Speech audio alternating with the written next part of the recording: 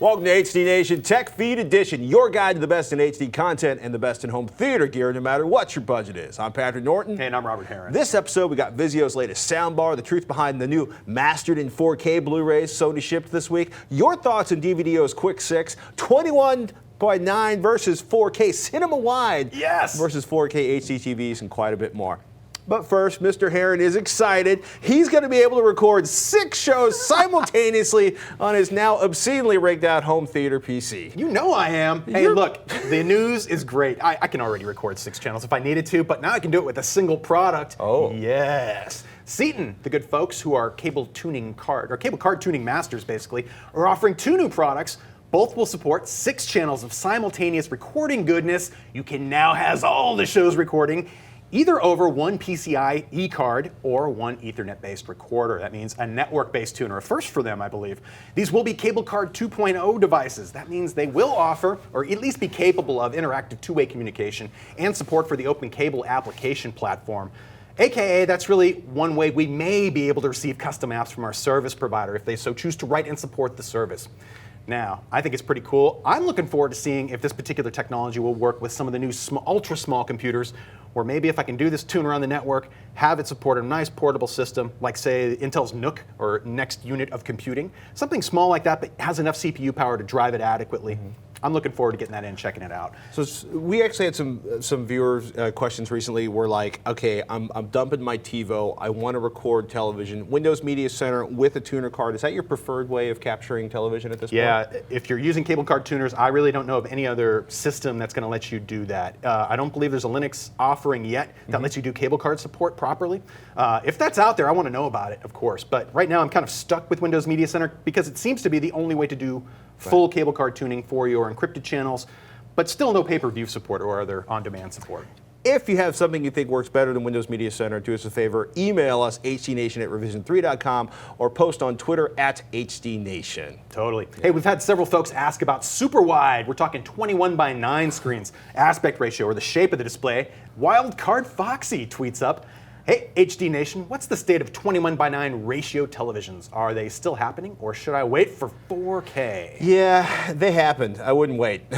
They happened back in early fall 2012. Demand just didn't seem to be there. Philips canned theirs almost immediately.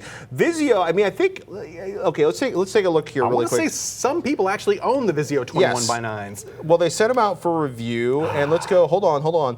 Vizio, CinemaWide, I bet you can still buy one for like $1,500 used, maybe. Oh, Vizio XVT series 21:9 sitting on 58-inch class LED. First of all, 58 inches isn't really wide enough for like a super wide. So if you don't know what this is, essentially, if you're the kind of person that gets really irritated, oh look, here's like several, used like new, used like new, used like new, and refurbished. I wonder if those were all the review units. Now out in the chain. The beauty of a 21:9 display is that shape of the screen, here's 16:9 right behind us, a wider screen would better match the widescreen movies we like to enjoy in the theater. The screen you have in the theater is actually a lot wider than it is on your traditional HDTV. If you hate letterboxing, right, the black space above and below, that's wasted, you know, basically this would have fit all of the cinema out there. Stretch that out and get rid of the black bars, yet not have to crop the sides of the movie like you would on a narrower TV. However, you would end up, if you're watching like ESPN or any other 16:9 channel, you would end up with pillars on the left and right in your CinemaWide HDTV. If we ever get one of these TVs in, chances are they will have an option for you to not only split the screen, maybe do a couple of 16:9 side by side, or have your apps running in addition to having 16:9 content on the screen as well. A lot of different things that could be done with that nice widescreen display. LG already has their PC display in a 16:9 format already shipping, so. It was interesting. It was a lot of movie enthusiasts were very excited about 21:9. A couple products hit the market and almost immediately disappeared.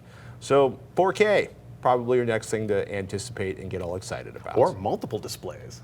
Ooh, but then you end up with the little strip in yeah. I keep thinking I don't want a black stripe in the middle of my movie. One giant projector at 4K, please. I need a 10-foot wide picture now. I love my projector. I have one.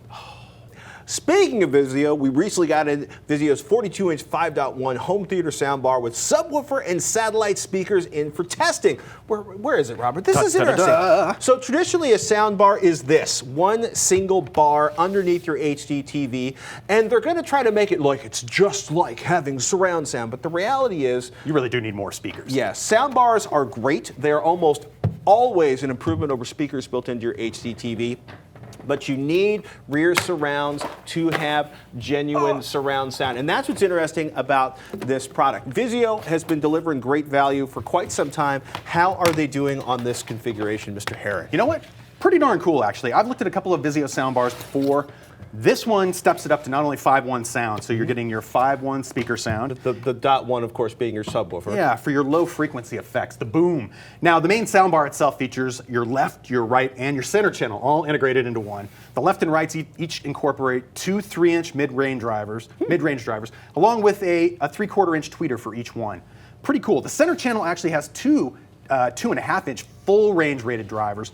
So you're talking about 6 speakers here just in the soundbar itself, in addition to the tweeters. Now, not sure if I wasn't able to get the grill off. No, so it's not coming off. Not without a going to do that. Sorry. Now, the sub actually is a wireless subwoofer, 6-inch powered sub that drives, basically to add a little oomph to the whole system. Gives you your bass drive. And also, we're talking the surrounds, each containing a 2.5-inch full range driver in these. Simple setup. Wired, not wireless for the surrounds. Not wireless. These actually tie into the subwoofer. So wherever you place the subwoofer, you will then be able to wire in the rear channels that way. And it receives the signaling for all 3 channels through this speaker. And the cool thing about the low-end frequencies that are played by the subwoofer is technically they are non-directional. So you can put the subwoofer in front of you, inside of you, or ta-da, back by the surround sound speakers. Totally. In this case, minimize the cable I had to stash behind the couch, and I was able to put the satellites, left and right appropriately to give me that surround effect. I got to ask one question. I see a big old port on this. Was there any one notiness, or did it tend to hammer at one particular, frequency range? It was pretty good through the whole thing. I ran sweeps through it. I also ran just some bass-heavy tracks that I really liked. Okay. At default setup, I was getting no signs of distortion. Now you can turn this up, and I found that it just added too much boomy sound to just about everything. So I ended up leaving it fairly close to default. Maybe you knocked it up 1 notch just to give it a little extra warmth to the sound overall. But I was really surprised about this front center channel setup. Actually, it was just awesome audio quality right out of the box in terms of vocal quality and just good stereo separation. Setup though, that's really the reason you go, I think, with a soundbar. A soundbar. It's simple. Everything you need is right here. This is 1, 2, 3 point. Well, this is like 3/5 of a surround sound setup. It is, and if you can't break apart the center and the left rights that are all incorporated into one bar. But one thing was really nice, Vizio incorporates an accessories box. Now, yay, it's accessories. Everything you need is included in this box. Everything from like cables, mounting hardware, batteries, even a printed manual if you really wanted that. There was nothing I would go looking for. They even incorporated things like an optical cable or a coaxial digital cable. Which is something we're finally starting to see after years of you get your $1,500, your $3,000 TV home, and then you go back to the store to get an HDMI cable. It's kind of nice, given how inexpensive these cables are, to see them actually in there. Totally, and also the mounting hardware too. So if you want to put your surround, say, mount them directly to the wall or something like that, terrific. Setup also included, normally I'm used to seeing a screen on the front of the soundbar that provides some sort of detail information. This actually integrates the display into the remote itself, which I'm sure is a cost-saving measure, but at the same point, this simplifies things a little bit because you're not looking across the room at a small display. Instead, it's right there in your hand, and I did appreciate that. Now, there is an indicator on the front of the soundbar, which is very simple. It's actually just a set of glowing lights, and it worked really well in terms of being able to tell me volume or adjustment, including the center point for any of the adjustments. It's got a nice little twin dash line that just made it simple to see it, yet when you're not using it, it turns off and goes away and stays out of your way, which is the way it should be. DTS, Dolby Digital? Totally, your standard sound setups.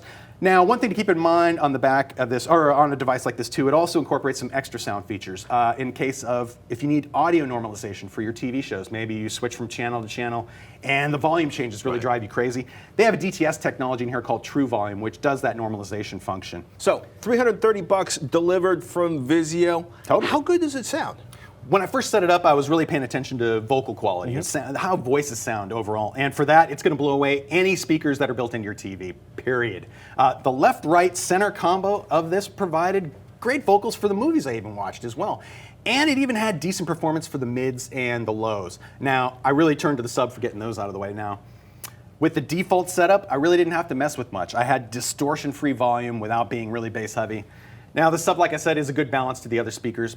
But the sound controls, if I could pick on one thing, they're pretty basic. All of them were balance related. I didn't have individual level controls for each speaker, but I was able to just wiggle things back and forth to say, oh, you know what, I need a little more volume in this corner compared to the other corner, and fine tune it that way.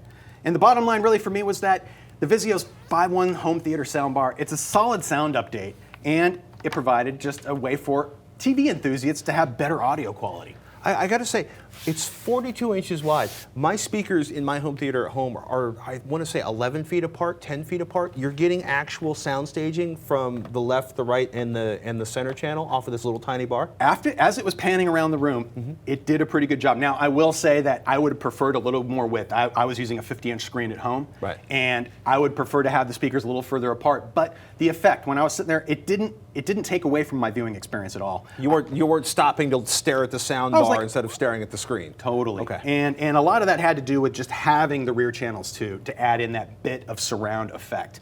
And together it worked out really, really well. The one thing though for my own use is I really need something that does my HDMI input. I want lossless audio support for my Blu-ray movies and just sweet audio support overall for those high quality tracks. This is really made to take the audio coming out of your TV and to make it sound as good as possible. And for that it works really well. And at a price I think that it's easy for people to get their head wrapped around. It's one component you can buy that just ups your game across the board. Compared to me where I would I want an AVR that does all my separate decoding for all my favorite audio formats. It takes care of my HDMI switching, but then I got to go pick speakers out and deal with that. This is really the simplified version of all of that. So a huge step over your existing stereo speakers in your HDTV. Without a doubt. Not as over-the-top nerdly as getting a fully spec'd out set of speakers and an AVR and configuring it, and reasonable in terms of sound as an alternative to a home theater box at a similar price. Home theater in a box. Totally, and I think it's a good entry-level point. If you have no other speaker system set up and you're a little intimidated going into a store to say, I don't even know which AVR I'm thinking of, this gets you the all-in-one, and it can augment a system you already have. That's really what this is best for. And before I go any further, this also has Bluetooth integration as well. So one of the things I found myself doing, although we always bag on Bluetooth audio because it does sucks. great audio quality no matter what the compressed. source is, it's convenient as heck. Oh, funny. And every day I came home, it was just a matter of fact, it's like, oh, you know what? I have a Bluetooth link from my phone. I don't know if you can hear that, but I can. Yeah, there you go. But it's a convenience factor, and it just added one more thing to this. There is no microphone built into this, of course, so you're not using this as your speakerphone, but I could come home, hit a button, and play the songs on my phone. Decent surround sound, decent price. You're going to give it a thumbs up?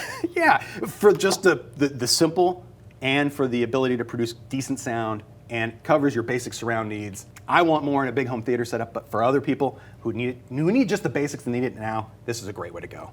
If you're thinking about home theater in a box, don't worry, we got some of those coming in the near future. And if you see this week, mastered in 4K on the top of a Blu-ray, it's from Sony. It isn't 4K. It's a 1080p transfer from one of the films Sony will be offering in its 4K content system that ships alongside the X900A 4K HDTVs this summer. Good article up at WhatHiFi. They ain't 4K, though Tony told WhatHiFi if you own the original Ghostbuster Blu-ray, quote, you'll be able to see a big difference between this new Blu-ray mastered in 4K release and the original Blu-ray disc as it was originally scanned in only 2K. We're told that the discs dump extras in favor of higher bit rates. Think 35 to 38 megabits per second over the typical 25 to 30. x.v.YCC, aka x.v.Color support, which expands the color gamut, something that's been in the Blu-ray standard that's almost never used. And one of the interesting things we saw, CNET Australia had a pretty interesting article. Essentially, Sony televisions are going to get a proprietary algorithm or proprietary algorithm information that'll give Sony 4K TV owners, quote, a better experience with these discs than any other 4K TV owners. Essentially, your Sony 4K HDTV will use a special secret upscaling algorithms that non-Sony Ultra HD TVs won't have. So that's a... So Sony gets cool. It's proprietary cool, but cool nonetheless. Yeah, okay. We'll see. I was happy about the new color support too. Well, yeah, that's actually pretty exciting. The new color support should work on everything. The new scans, if they did their job mastering, should be amazing compared to the existing Blu-rays. And it's an interesting list, right? We've been talking about this list. This is the 4K list, but it's like now you can actually take advantage of the rescans. Ghostbusters, Spider-Man, Glory, Taxi Driver. I'm going to skip Angels and Demons. I don't want to talk about Total Recall. It makes me sad. But a really interesting list of titles. We'll see if the disc lives up to the hype. Is this Sony's version of the Criterion Collection, perhaps? Hopefully. Hopefully, yeah. Right? I mean, it's interesting. A bunch of these shipped today. Meanwhile, our Blu-ray pick for the week of May 14th, 2013, oddly enough, is a Criterion title. Ladies and gentlemen, the Criterion Collection, the 1957 version of 310 to Yuma. Criterion delivers yet another stellar Blu-ray, a restored 35mm negative, a new master scan in 4K, encoded in 1080p AVC in the original 185:1 aspect ratio. No extras. Screw extras. But that's okay, because it gives the 82-minute black and white classic more room to breathe on the BD50 disc. The folks at High Def Digest say textures on clothing, the furniture, and a variety of other fabrics, from the bed sheets and tablecloths to the curtains and cowboy hats, are lifelike, with every thread and stitch plainly visible. The fur and hair on horses appears natural, while every pebble on the road and pockmark on the boulders is distinct, and we can clearly see each bead of sweat pouring down the poor, frazzled face of Dan Evans. So I think I reversed a couple of those words in there, but this is a spectacular transfer. Great acting, great cinematography, gorgeous use of light and shadow. If you like Westerns, you should go for it. Other notable releases for the week of May 14, 2013 include Cloud Atlas, the Wachowskis, and Tom Tickwer's attempt to stuff the human condition into 172 minutes on a BD50. High Def Digest calls the cinematography mesmerizing, and the 1080p AVC MPEG-4 encode reference quality. And since I just ordered Taxi Driver and Ghostbusters mastered in 4K, great films, I'm going to add them to our picks this week too. I would add Glory to that list, but only if I can find my crying towel. Great film, epic story, will leave me weeping, so I tend to, there's certain movies I watch like every 5 or 10 years because they're just emotionally painful. I understand that. Hey, I'm also looking for, I have the Ghostbusters 2K release that came out for the 25th anniversary edition, right. So we'll do a little side-by-side with that to see if we can see a difference. More tweet time. At HD Nation got a tweet from @Tom Basong, who asks, is it okay to use a 7.1 receiver with only a 5.1 setup? Just hooking up the 5 surround speakers and leaving off the extra 2 out, or leaving the extra 2 out. Yeah. Why not? You could run a single pair of stereo speakers off a 7.1 AVR or a 5.1 or a 7.1. They're very flexible. Yeah, just leave the jacks empty and select the appropriate output. 5.1 for 5 speakers and a subwoofer. Stereo, if you have just 2 speakers. It's really, really funny, right? Because if you don't pick stereo for the output and your AVR is outputting 5.1, you'll stare at a movie, and because this happened to me recently, somebody started playing with my settings, and I'm like, I can't hear them talking. Well, all the talk goes to the center channel. So if you only have stereo speakers and you try to output 5.1 to stereo speakers, you miss a lot of the movie. So let's take a step back and talk about what we're looking at right here. This is Dolby's home theater speaker guide. Tom's talking about speaker setups, right? So the basic is 2-channel stereo, or in this case, I think we got 2-channel and a subwoofer for the low end. The next popular speaker combo is 5.1, 5 speakers, left and right, a center, and 2 surround channels. And the big difference between stereo and true surround sound audio is when you get that center channel, should be like right, ideally it would be behind your screen, but it's going to be just above or just below your screen. And that's where almost all of your vocals and dialogue or big explosions in the center of the screen come from. Totally. The 4th and 5th channel, of course, are your surround channels. And then if we go up to 7.1. And note too, on a 5.1 setup, the surround channels are more or less to the 90 degrees left and right of you, pointed right at your head. 7.1 then adds the 2 additional surround channels that are more to the back, that give you a more enveloped sound field, basically.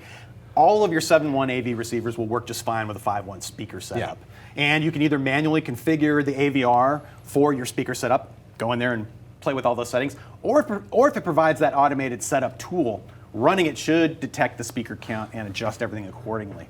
Now, having a decent setup is great for your speakers, but placement's also critical for optimized sound quality, and I smell a great how-to coming up in the near future. Or if you paid attention to the Dolby guidelines, you'll notice how they had the speakers angled in. We'll get into all that down the road. We're almost out of time. Let's get some viewer responses from down in the comment section on YouTube. Kenneth Haley commented, FYI, DisplayPort already supports 4K at 60 frames per second. If only the manufacturers would put one on their displays. Yes, that would get the signal into our 4K TV, but is there a 4K display out there that actually operates at a refresh rate? Is it capable of operating at a refresh rate of 60 hertz or greater? And if we can hit 60 hertz at 4K, let's just skip that noise and go right to 72 hertz and beyond. Something that's a multiple of 24. Right. And you might There's know also why. the cost and the lack of AV receivers that would support DisplayPort. There's a whole ecosystem you need to actually get the video we in would there. then need to upgrade all our switchers and everything else to support that kind of bandwidth. The bandwidth is going to be the big issue. Whether or not we can do that with any of the current devices is going to be an issue. And I'm not seeing DisplayPort being added to an HDTV anytime soon, although that's a great idea. If you could get a DisplayPort AVR that supported HDMI input and HDTP output over DisplayPort, then it would solve all of your problems without having to update everything. DisplayPort does have DRM, and it has a very HDCP-like system built into it. It's all there. It just needs to be licensed and put into play. BK Alley commented, why spend $400 on a switch to upgrade an old receiver when you can buy a new receiver that switches HDMI and converts analog to digital? I have one thought on that. Instaport actually is really hard to find and seems to be mostly inside of screens, HDTVs, and not the AVRs. Totally. That's one reason. Totally. And Jazdop Kijafwa. Jazdop says, be careful if you own an older HD projector. The Quick 6 is not compatible. I purchased this switch because I have a DVD switch 4 in 1 out that worked with my projector. Installed the Quick 6 so that I could add a Samsung LCD. If the projector is the only device connected, HDCP quickly kicks in and I get a screen full of snow.